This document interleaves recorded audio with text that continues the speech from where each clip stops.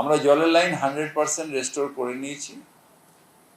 ড্রেনেজে tender হয়েছে, কাজ 1 মাসের মধ্যে শুরু হবে। ওই জায়গায় যাদের বাড়ি একেবারে ভেঙে গেছে সেখানে আমরা 20 ফিটের কন্টেনার দিয়ে তার মধ্যে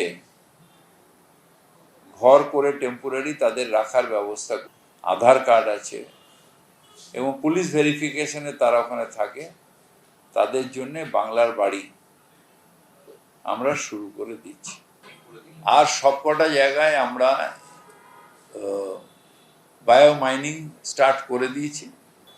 যেগুলো ল্যান্ডফিলিং সাইডে চলে যাবে সেগুলো জানবে, আর যেগুলো থাকবে সারের ফ্যাক্টরিতে চলে যাবে, আর যেগুলো সলিড ওয়েস্ট থাকবে সেগুলো আমরা কোনোভাবে পাওয়ার প্লান্ট বা সিমেন্ট প্লান্টে আমরা প্রসেসে পাঠিয়ে দেবো, শিফট করছি। সেটা আমরা একটা সাইডে একটা জায়গা পেয়ে সেখানে শিফট করছি, আর রেগুলার মালটাকে আমরা বৈদ্যবাটিতে আপাতত শিফট করছি।